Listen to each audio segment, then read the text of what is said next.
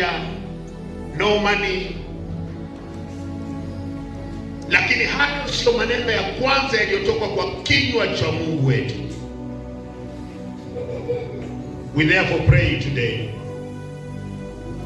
that as a family, any word from God tutaifanyia mambo haya matatu. We will document it, we will meditate on it, we will repeat those words to ourselves and to our children. Nimesema kwa first service, kando na kuwa na Biblia hii na kuwa na nyingine kwenye simu, ni vizuri hata kwenye Genesis, andika Genesis chapter 1 verse 26 and you run to verse 28 and say, bless God, bless them. 28 says, and be fruitful. Verse 28 says, and multiply. Verse 28 says, and replenish the earth and subdue it. Verse 28 goes ahead to say, have dominion. Mambo hayo yote yametajwa katika mstari wa 28. So mimi naomba kwa Family Sunday hii, tunapoachilia neema ya Mungu juu ya familia zetu, may the Lord cause us to document His word, to meditate on His word, to repeat His words. Finally, as I close, wewe uita watoto wako na kuambia hii familia ni mbaya, hawa tusalimianange nao, hawa ndio waliua baba yao. Lakini sijasikia ukiwaambia neno la Mungu linasema, na tukubaliane kama kanisa, maneno yale ambayo uliwaambia kwamba hawa watusalimianange, ili shika mtoto kila akiwaona anasema sisi hatusalimianange na nyinyi. Utakuwa anasema nyinyi, wanasemekana nyinyi ndio mliua babu yetu.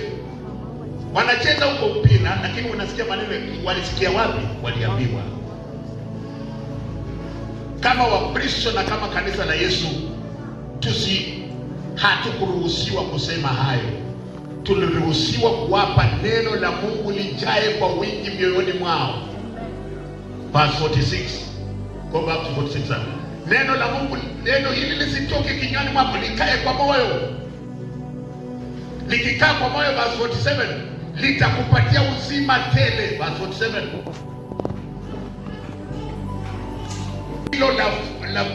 Lisilo na maana kweli. Maneno, in other words, neno la Mungu ni la maana. Mtu aseme amina. Amen. Neno la Mungu ni muhimu. Mtu aseme amina. Amen. Neno la Mungu linafaa. Bwana asifiwe. Amen. Ni la maana kwa sababu lina maisha yetu. Litazifanya siku zetu kuwa nyingi hapa duniani.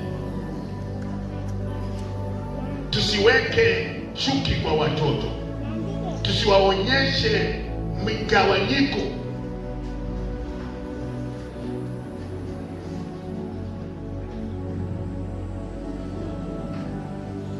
As I finish, ni rahisi hata kuonyesha watoto kwamba kanisani kuna watu usalimianange nao. Umeketi mnaongea na hujui watoto wanasikiliza. Mnamsema mama mwingine, watoto wakasikia.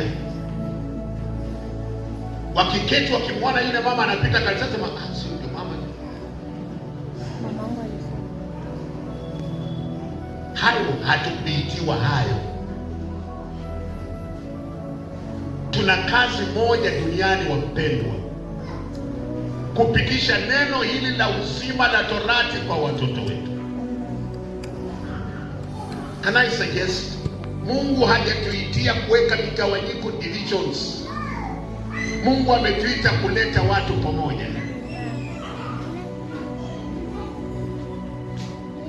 Mungu ametuita tuombeane. What a joy there will be wakati familia zinakutana pamoja and we are praying for a family, the children know in the church, and like talking against them.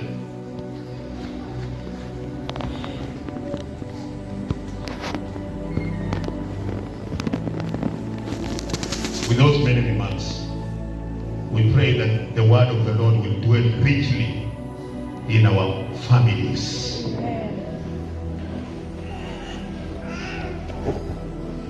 And this word will attract blessings in our families. This word will bring life in our families. Shall we be standing? We have 2 more things to do before we close. Leo, Bwana Yesu atusaidie. Pamoja na sacrifice kali tunazozitoa kwa ajili ya watoto wetu, and I love that. Kitu kimoja tunashukuru Mungu ni kwamba wazazi wanapenda watoto wao. Wazazi wa Kristo wanapenda watoto wao, wanawapeleka kwa shule nzuri, Maseno School, wanalipa pesa nyingi. Afadhali wakae wakiwa hawana wavaa nguo moja, lakini watoto wasome vizuri. Nilisema kwa ibada ya kwanza, I know of 2 families ambazo waliacha nyumba zao wakaja kurenti nyumba Mumias ili watoto wasome karibu na wao. Familia moja ilikuwa inakaa Shivale, lakini badala ya watoto wapati shida ya kupanda magari, wakija wakaamua wao ndio watapanda magari wakienda kufundisha, lakini watoto waende kwa shule za karibu. What kind of love!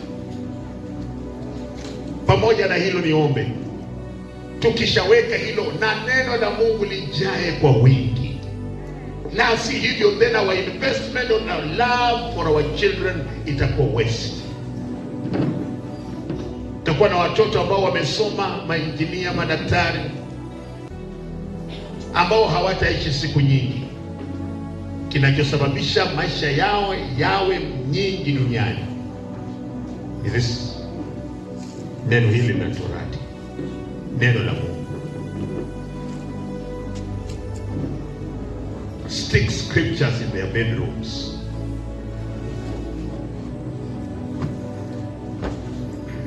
Let them recite a scripture before they go to sleep.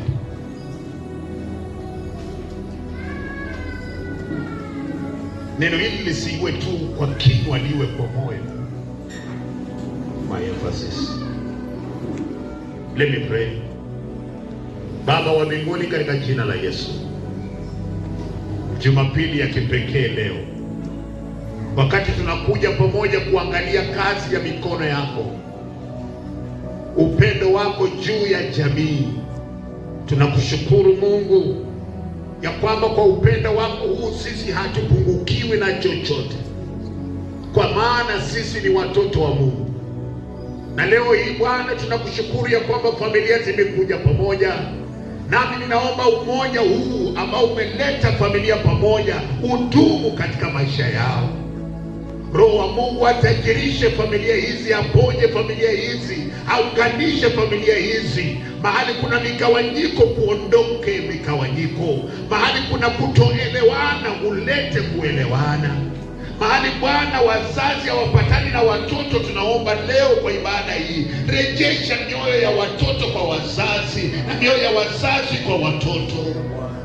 Mahali ambapo shetani ameweka mbegu ya dhambi, ya ulevi, ya uvutaji bangi, mpaka imekuwa ni mazoea, imekuwa ni tabia, tunaomba leo addiction zote, aliye na uwezo wa kuvunja ni Kristo Yesu, mwana wa Mungu aliye hai. Nasi tunaomba Bwana, break the addiction that we are struggling with in our families today. Lord, break those addictions, break those addictions. Thank you, Lord. We want to pray that, Lord, there will be lasting relationships, uhusiano wa kudumu, uhusiano wa kudumu, urafiki wa kudumu, upendo wa kudumu kwa kila familia iliyowakilishwa hapa. Wengine watoto wetu wako mbali na sisi kwa sababu ya majukumu na kazi. Tunaomba hata wakiwa mbali, their love for their parents will never cease. And the parents' love for them will never cease. This is our prayer. Asante Bwana. And now, Lord, I bless the families. I commission the families. I release the families in the hands of the Lord who made them. Bwana, familia hizi zipate baraka kutoka kwa kijito cha uzima. Familia hizi zipate baraka za kiungu. Neno lako linatufundisha, wewe pekee unatufundisha kutengeneza utajiri. Asante Bwana. Legacy ambayo wazazi wanataka waiweke haitafutika, na masuala ya kiroho hayatafutika katika maisha ya watoto wetu. Tuomba haya kwa Yesu Kristo Bwana wetu, amina.